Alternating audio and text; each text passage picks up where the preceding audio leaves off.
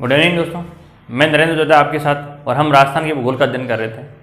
देखिए दोस्तों, आज संपूर्ण राजस्थान में लॉकडाउन लग चुका है और 10 तारीख से लेकर के 24 तारीख तक है। तो इसलिए सभी विद्यार्थियों से ये अनुरोध है मेरा कि सभी आप घर पे रहिए और सुरक्षित रहिए, क्योंकि आने वाला जो समय है बहुत ही विषम परिस्थितियों वाला है। इसलिए हमें कोरोना से बचाव रखते हुए, अपने परिवार को ध्यान रखते हुए हमें इस घर पे बैठे बैठे स्टडी भी करनी है। ये भी हमें ध्यान रखना है, क्योंकि एग्ज़ाम जो भी होने वाले हैं आगामी समय में, जितने भी एग्ज़ाम हैं वो सभी एग्ज़ाम होंगे और हमारे पास में भी वक्त भी है।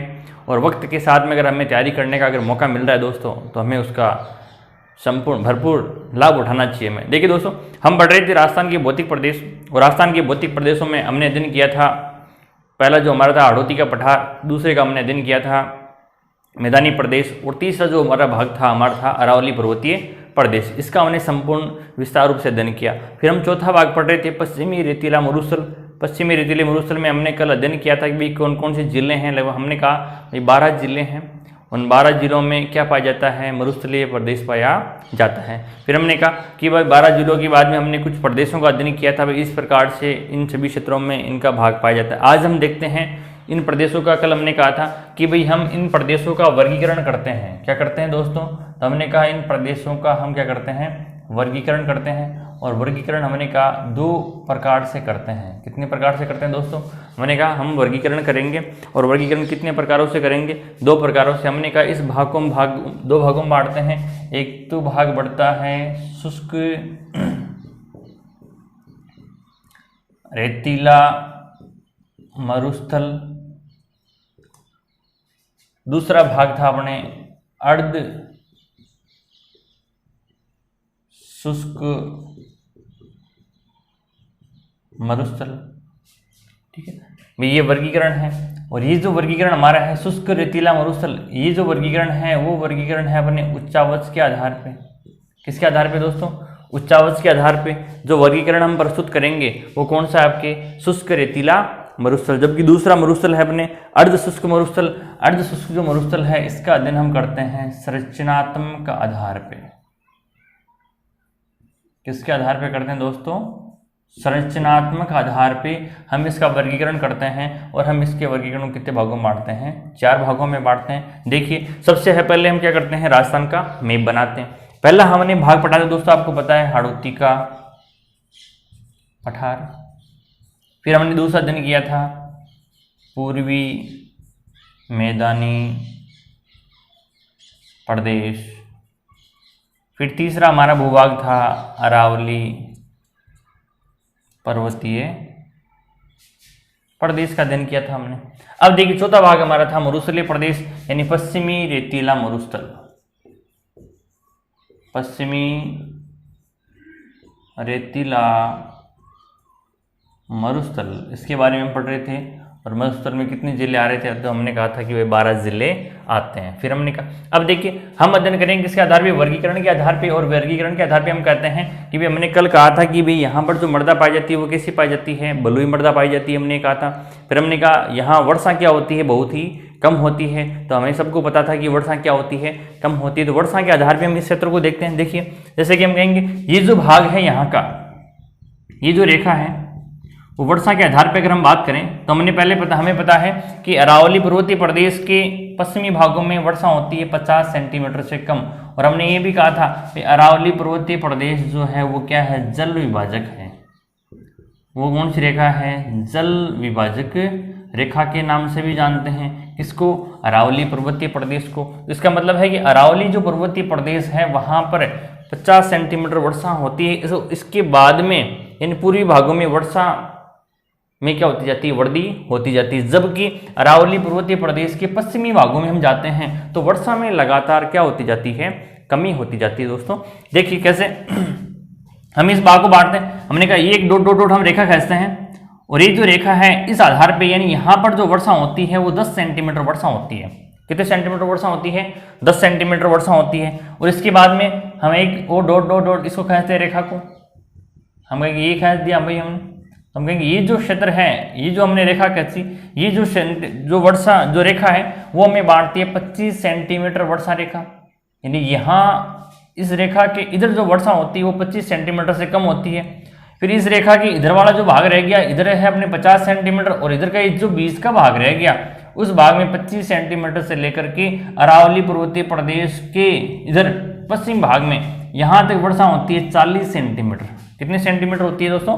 40 सेंटीमीटर। इसका मतलब है कि इस प्रदेश को हमने दो भागों में बांट दिया, एक 25 सेंटीमीटर से पश्चिमी भागों में, एक 25 सेंटीमीटर के पूर्वी भागों में। तो हम देख लेते हैं, हमने कहा कि वर्गीकरण हम दो भागों में प्रस्तुत किया। हमने कहा एक शुष्क रेतीला मरुस्थल, दूसरा था अर्ध शुष्क मरुस्थल। इसका मतलब है शुष्क जो रेतीला मरुस्थल है वो ये भाग है, शुष्क रेतीला मरुस्थल, यानी जो शुष्क रेतीला मरुस्थल है वो ये भाग है। और इसमें आपके जिले आते हैं बीकानेर, जैसलमेर और बाड़मेर। बीकानेर, जैसलमेर और बाड़मेर, ये तीन जिले आते हैं। किस में आते हैं दोस्तों? शुष्क रेतीले मरुस्थल में आते हैं। इसका मतलब है कि ये ऐसा भाग है जो मरुस्थलीय प्रदेश है, उसमें कितने जिले आते हैं? 3 जिले आते हैं, जैसलमेर, बीकानेर और बाड़मेर। फिर हम क्या करते हैं, इस शुष्क जो रेतीला जो मरुस्थल है आपके, उस शुष्क रेतीले मरुस्थल को हम दो भागों में बांटते हैं। कितने भागों में बांटते हैं दोस्तों? दो भागों में। एक भाग है अपना बालू का स्तूप, एक भाग है अपना बालू का स्तूप मुक्त प्रदेश, और दूसरा भाग है बालू का स्तूप युक्त प्रदेश। देखिए ये दोनों ही शब्दावलियां क्या है, एक तो है बालू का स्तूप मुक्त प्रदेश, एक है बालू का स्तूप युक्त प्रदेश। इसका मतलब है कि आपको पता है कि रेतीले जो मरुस्थलीय भाग है उन क्षेत्रों में क्या पाए जाते हैं? रेत के दौरे पाए जाते हैं या रेत के टीले पाए जाते हैं। तो यहाँ ये क्या बताने चाह रहा है, हमें ये बताना चाह रहा है कि एक भाग है बालू का स्तूप मुक्त प्रदेश, यानी ऐसा भाग जहां पर बालू के रेत के टीले नहीं हैं। इसका मतलब है वो जो भाग है वो क्या? बालू का स्तूप मुक्त प्रदेश। और ये अगर इसकी बात करें तो हम कहेंगे 25 सेंटीमीटर रेखा किधर है? पश्चिमी भागों में है। तो हम कहेंगे कि भाई भाग कौन सा है? जैसलमेर जिले का भाग है, पोखरण से लेकर के फलोदी।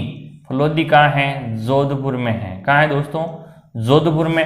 तथा बालोतरा, बालोतरा कहाँ है? बाड़मेर में। तो हम कह सकते हैं कि एक ऐसा स्थान, एक ऐसी पट्टी, यानी पोखरण से लेकर के फलोदी, फलोदी से लेकर के बालोतरा, और बालोतरा से लेकर के पोखरण, यानी ये जो भाग बनता है, इस भाग के मध्य हम कहेंगे ये जो प्रदेश है वो कौन सा प्रदेश है? बालू का स्तूप मुक्त प्रदेश। तो कई बार क्वेश्चन बन सकता है अपने सामने कि भाई बालू का मुक्त प्रदेश में कौन कौन से जिले शामिल है? तो हम कह सकते हैं जैसलमेर, बाड़मेर और कौन सा दोस्तों? जोधपुर। 3 जिले ऐसे हैं, इन 3 जिलों में भाग बनता है पोखरण। जैसलमेर में तो कौन सा है? पोखरण। बाड़मेर में कौन सा है? बालोतरा। और जोधपुर में कौन सा है? आपके फलोदी। तो ये जो स्थान है वो क्या है? बालू का स्तूप मुक्त प्रदेश। अब दोस्तों दूसरा भाग हमारा है किसका?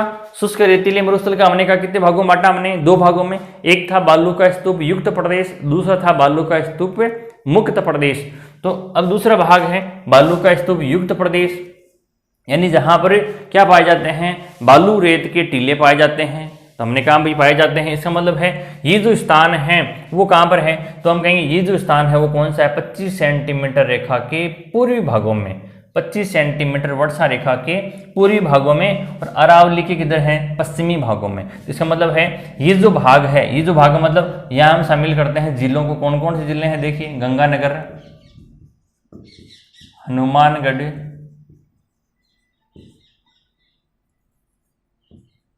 चूरू, सीकर, नागौर, पाली और जालौर।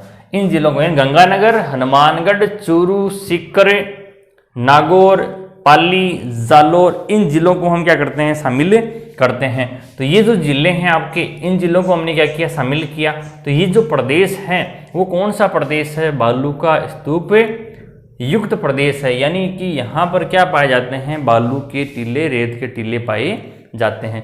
फिर हम क्या करते हैं? इस प्रकार से इन प्रदेशों का हम क्या करते हैं? अध्ययन करते हैं। और जो ये क्षेत्र है आपके बालू का स्तूप कौन सा है, पहला जो प्रदेश था आपका बालू का स्तूप मुक्त प्रदेश था आपका। इस बालू का स्तूप मुक्त प्रदेश में हम कहेंगे ये भाग पाया जाता है 41.50% भाग पाया जाता है संपूर्ण मरुस्थल का। जबकि दूसरा भाग अपना कौन सा है, बालू का स्तूप युक्त जो प्रदेश है वो भाग पाया जाता है 58.50% मरुस्थलीय प्रदेशों में भाग पाया जाता है। अब अपना दूसरा जो भाग है वो कौन सा है आपका, अर्ध शुष्क मरुस्थलीय क्षेत्र। अब अर्ध शुष्क मरुस्थलीय क्षेत्र की बात करें हम तो हम कहेंगे यहाँ पर क्या पाया जाता है आपका अर्ध शुष्क जो आपका मरुस्थलीय प्रदेश है उसको हम कितने भागों में बांटते हैं, 4 भागों में बांटते हैं। पहला भाग रहता है इसका घग्गर प्रदेश, पहला कौन सा भाग है, घग्गर प्रदेश। दूसरा है नागौरी उच्च भूमि। तीसरा अपना जो भाग बनता है वह आपका शेखावाटी प्रदेश। और चौथा है अपने गोडवाड़ प्रदेश। तो हमने कितने भागों में बांटा इसको, 4 भागों में बांटा। पहला था अपने घग्गर प्रदेश, दूसरा है शेखावाटी प्रदेश, चूरू, सीकर और झुंझुनू,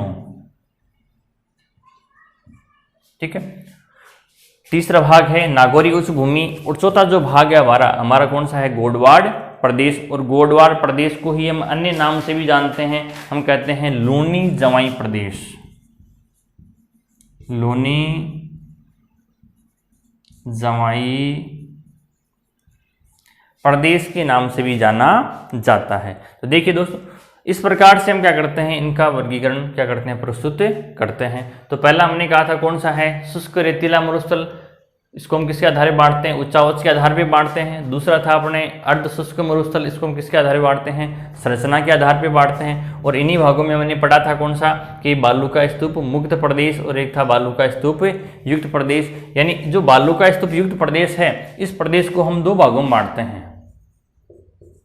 कितने भागों में बांटते हैं, 2 भागों में बांटते हैं। एक भाग तो अपना है अनुप्रस्थ बालू का स्तूप,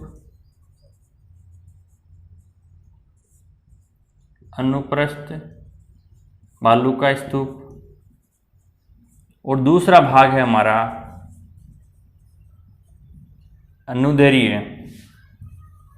ऐसे तो और भी प्रकार हैं छोटे छोटे, लेकिन मुख्य रूप से हम कितने भागों में बांटते हैं, अनुदैर्घ्य बालू का स्तूप। इसका मतलब है कि ऐसे प्रदेश हैं, यानी हमने क्या कहा कि हमने बालू का स्तूप युक्त प्रदेश को कितने भागों में बांटा दोस्तों, हमने 2 भागों में बांटा।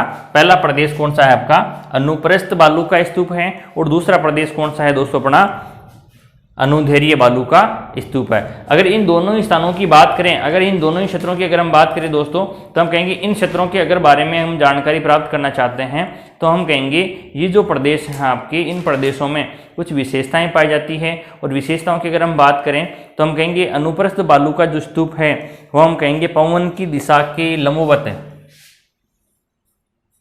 पवन की दिशा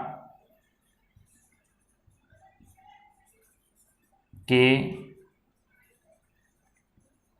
लंबवत कह सकते हैं, या हम पवन की दिशा के समकोण कह सकते हैं। यानी जो पवन की दिशा के समकोण जिन टीलों का निर्माण होता है उन्हें हम क्या कहते हैं, अनुप्रस्थ बालू का स्तूप कहते हैं। क्या कहते हैं दोस्तों, अनुप्रस्थ बालू का स्तूप, जो क्या है पवन की दिशा के लंबवत है, या हम कह सकते हैं पवन की दिशा के समकोण जो पाए जाते हैं उन्हें हम किस रूप में जानते हैं, बालू का अनुप्रस्थ बालू का स्तूप के रूप में जाना जाता है। जबकि आपके दूसरे भाग हैं अनुदैर्घ्य बालू का स्तूप। अगर अनुदैर्घ्य बालू का स्तूप की अगर हम बात करें तो हम कहेंगे ऐसे प्रदेश जो पवन की दिशा के समानांतर, जो क्या है पवन की दिशा के समानांतर जिन प्रदेशों का निर्माण होता है, जिन टीलों का निर्माण होता है उन टीलों को हम क्या कहते हैं, अनुदैर्ध्य बालू का स्तूप। तो देख लीजिए दोस्तों, हम कह सकते हैं कि ये जो प्रदेश था अपने, इस प्रदेश को हमने कितने भागों में बांटा था, 2 भागों में बांटा था। इसका हम थोड़ा अलग विस्तार से रूप देखते हैं। जैसे कि हम कह सकते हैं कि ये जो प्रदेश है अपना, इस प्रदेश में हम पहला अपना भाग था अनुप्रस्थ बालू का स्तूप।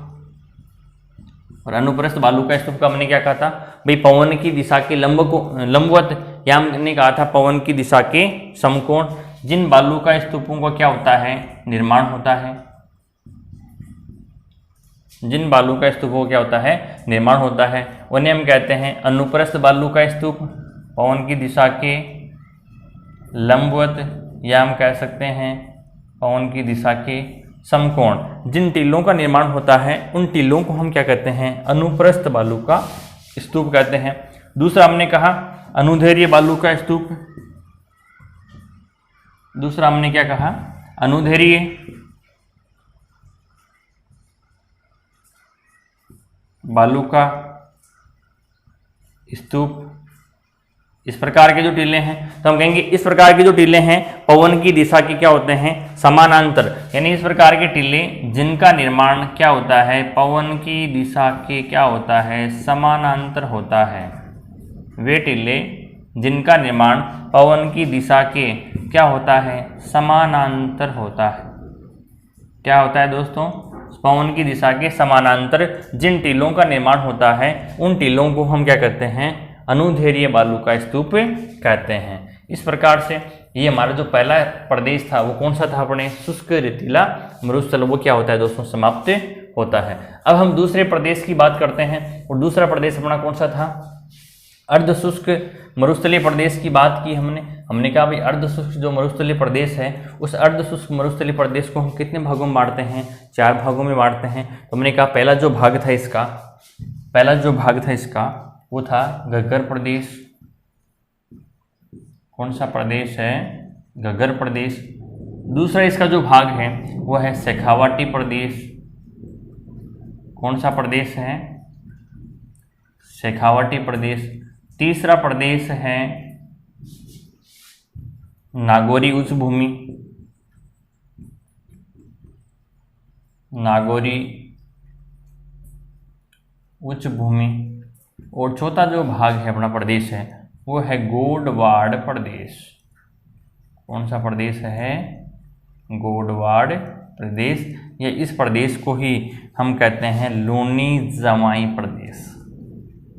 इस प्रदेश का अन्य नाम है लूनी जमाई प्रदेश के नाम से भी जानते हैं। तो ये है, इसका मतलब है कि अब हमारे सामने क्वेश्चन रहता है कि भाई जो घग्गर प्रदेश है उस घग्गर प्रदेश में कौन कौन से जिले शामिल होते हैं। तो हम कहेंगे घग्गर प्रदेश में गंगानगर और हनुमानगढ़ जिले शामिल होते हैं। दूसरा फिर क्वेश्चन बनता है अपने शेखावाटी प्रदेश में कौन कौन से जिले शामिल होते हैं। शेखावाटी प्रदेश को हम तोरावाटी भी कहते हैं,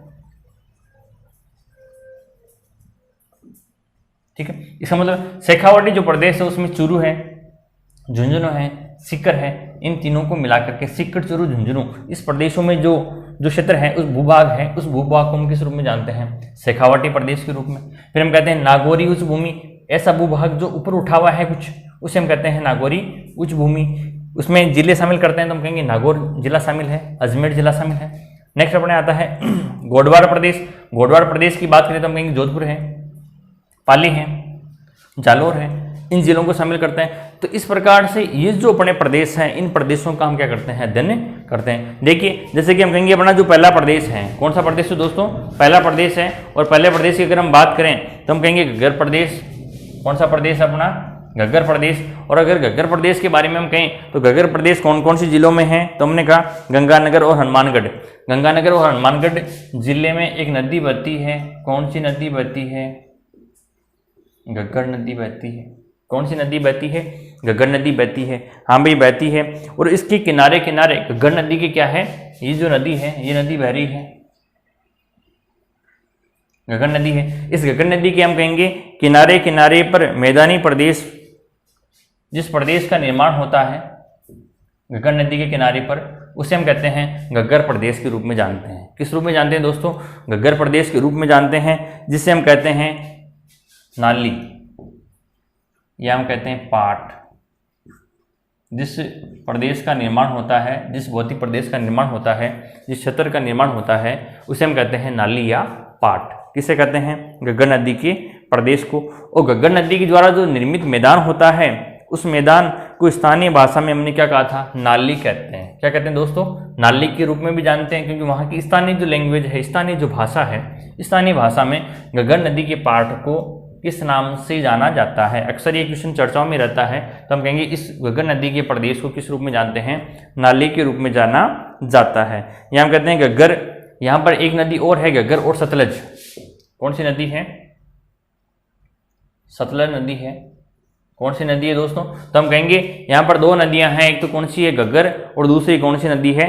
सतलज। इन नदियों के मध्य स्थित मैदानी प्रदेश को हम कहते हैं घग्गर दोआब प्रदेश। किस रूप में जानते हैं? घग्गर दोआब प्रदेश के रूप में जाना जाता है। दोआब का मतलब क्या होता है दोस्तों? दो नदियां जहां पर आकर के मिलती है, वो दो नदियां जहां पर आकर मिलती हैं, उनके मध्य जिस मैदान का निर्माण होता है, जहां पर दो नदियां आके मिलती हैं, उन दो नदियों के बीच में जिस मैदान का निर्माण होता है, उस मैदान को हम कहते हैं दोआब। क्या कहते हैं दोस्तों? दोआब के रूप में जाना जाता है। तो यहाँ पर दोआब किसका बन रहा है? एक तो घग्गर नदी है और दूसरी कौन सी नदी है? सतलज नदी है। इस प्रकार से सतलज व घग्गर नदी के बीच में जिस मैदान का निर्माण होता है, उस मैदान को हम क्या कहते हैं? घग्गर दोआब के रूप में जाना जाता है। तो हमें सबको पता है घग्गर नदी कहाँ कहाँ बहती है? गंगानगर और हनुमानगढ़। गंगानगर और हनुमानगढ़ जिले में घग्गर नदी को स्थानीय भाषा में हम किस रूप में जानते हैं? नाली के नाम से जाना जाता है। ये था अपना पहला प्रदेश दोस्तों। फिर अपना दूसरा प्रदेश आता है। दूसरा प्रदेश कौन सा था? तो हमने कहा हमारा दूसरा प्रदेश है शेखावाटी प्रदेश है। और शेखावाटी प्रदेश की अगर हम बात करें तो हम कहेंगे शेखावाटी प्रदेश ये है। शेखावाटी प्रदेश की बात करें तो हम कहेंगे शेखावाटी प्रदेश में चूरू, झुंझुनू और सीकर हैं। इन तीन जिलों को शामिल करते हैं। फिर अगर हम आगे बढ़ते हैं तो हम कहेंगे इस क्षेत्र के अंदर महत्वपूर्ण विशेषता है सीकर और झुंझुनू और चूरू को प्राचीन काल में यहाँ पर शेखा सामंतों का शासन था। शेखा सामंतों का यहाँ पर क्या था दोस्तों?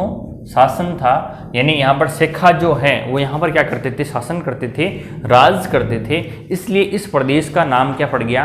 शेखावाटी पड़ गया। क्या पड़ गया दोस्तों? शेखावाटी। इसलिए इस संपूर्ण प्रदेश को हम किस रूप में जानते हैं? शेखावाटी प्रदेश के रूप में जाना जाता है। और शेखावाटी प्रदेश की अगर हम बात करें तो शेखावाटी प्रदेश में एक मुख्य नदी है कांतली नदी। शेखावाटी प्रदेश में एक मुख्य नदी बहती है, उस नदी का नाम क्या है दोस्तों? कांतली नदी है। और हम कहेंगे कांतली नदी का जो प्रवाह क्षेत्र है, जो कांतली नदी का जो प्रवाह क्षेत्र है, उस प्रवाह क्षेत्र को हम कहते हैं, किस नाम से जानते हैं? तोरावाटी के नाम से जानते हैं। किस नाम से जानते हैं दोस्तों? कांतली जो नदी है, इस कांतली नदी का प्रवाह क्षेत्र है, उस प्रवाह क्षेत्र को हम किस रूप में जानते हैं? तोरावाटी के रूप में जाना जाता है, क्योंकि इस क्षेत्र में तंवर राजपूत निवास करते थे। कौन से राजपूत निवास करते थे? तंवर राजपूत निवास करते थे। इसलिए इस प्रदेश को किस रूप से भी जानते हैं? तोरावाटी प्रदेश के रूप में भी जाना जाता है। और एक मुख्य विशेषता ये भी है, शेखावाटी प्रदेश में वर्षा के जल को संग्रहण किया जाता है। क्या किया जाता है दोस्तों? वर्षा के जल को संग्रहण किया जाता है। और वर्षा के जल को संग्रहण करने के लिए कुएं बनाए जाते हैं। क्या बनाए जाते हैं? कुएं बनाए जाते हैं। जैसे कि हम कहेंगे कुछ कुएं तो होते हैं कच्चे कुएं। कौन से कुएं होते हैं? कच्चे कुएं। कुछ कुएं बनाए जाते हैं पक्के कुएं। क्या बनाए जाते हैं? कच्चे कुएं भी बनते हैं और क्या बनते हैं? पक्के कुएं भी बनते हैं। अगर हम कच्चे कुओं की बात करें तो हम कहेंगे कच्चों कुओं को शेखावाटी प्रदेश में जोहड़ के नाम से भी जाना जाता है। तो अक्सर एग्जाम में क्वेश्चन पूछा जाता है अपने को कि भाई जोहड़ क्या है? तो हम कहेंगे शेखावाटी प्रदेश में कच्चे जो कुएं बनाए जाते हैं उनको हम किस रूप में जानते हैं? जोहड़ के रूप में जानते हैं। फिर दूसरा क्वेश्चन बनता है, शेखावाटी प्रदेश में जो पक्के कुएं बनाए जाते हैं उन पक्के कुओं को हम किस रूप में जानते हैं? तो हम कहेंगे पक्के कुओं को हम नाडा के रूप में जानते हैं। किस रूप में जानते हैं दोस्तों? नाडा। कच्चे कुएं हैं उन्हें तो हम क्या कहते हैं? जोहड़। पक्के जो कुएं हैं उन्हें हम क्या कहते हैं? नाडा। इसी प्रकार से जो क्षेत्र बनते हैं अपने, या हम कहेंगे फिर हम चूरू की तरफ चले जाएं।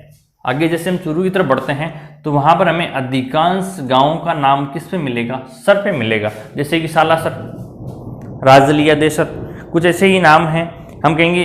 या वहाँ पर छोटे छोटे तालाब बनाए गए हैं, जैसे हम चूरू में जाते हैं तो उधर आप देखना वहाँ पर हमें क्या मिलेंगे, छोटे छोटे तालाब मिलेंगे। और जो छोटे छोटे तालाब हैं उन तालाबों का नाम क्या है, उन तालाबों को सर के नाम से जानते हैं। ये आपने देखा होगा, हम जैसे जैसे शेखावटी प्रदेश के बाद में चूरू जिले में जाते हैं तो चूरू जिले में अधिकांश जो भी क्षेत्र हैं उन क्षेत्रों जो भी गाँव के नाम हैं उनके आखिर में क्या लगता है, सर लगता है। क्या लगता है दोस्तों, सर लगता है। इस प्रकार से ये हमारा कौन सा प्रदेश था, शेखावटी प्रदेश। शेखावटी प्रदेश की अगर हम बात करें तो हमने क्या कहा, सीकर, चूरू और झुंझुनू 3 जिलों को मिला करके ये कौन सा प्रदेश बनता है, शेखावटी प्रदेश बनता है। फिर हमने कहा यहाँ पर किसका राज था, तो हमने कहा यहाँ पर शेखा सामंतों का शासन होने के कारण, किसका शासन होने के कारण दोस्तों, शेखा जी जो थे उनका शासन होने के कारण इस प्रदेश को, संपूर्ण भूभाग को हम किस रूप में जानते हैं, शेखावटी प्रदेश के रूप में जाना जाता है। या फिर हम कहेंगे इस क्षेत्र की मुख्य नदी कौन सी है, तो हमने क्या कहा था, मुख्य नदी कौन सी है, कांतली नदी है। फिर हम कहेंगे इस कांतली नदी के प्रवाह को हम किस रूप में जानते हैं, तोरावाटी के रूप में जाना जाता है। तोरावाटी के रूप में क्यों कहते हैं, तो हमने कहा कि यहाँ पर तंवर राजपूत शासक थे, इन्होंने क्या किया था, शासन किया था। तो इस प्रदेश को हम किस रूप में जानते हैं, तोरावाटी के रूप में भी। फिर हमने दोस्तों कहा कि भाई शेखावटी जो प्रदेश है वो वर्षा के जल को संग्रहण के रूप में जाना जाता है। वर्षा के जल को यहाँ पर लोग क्या करते हैं, संग्रहित करते हैं। इसका मतलब ये हुआ कि जो वर्षा के जल को संग्रहित करेंगे तो अनेक प्रकार के ऐसे रूप होंगे जिनके आधार पर वो क्या करेंगे, वर्षा के जल को एकत्रित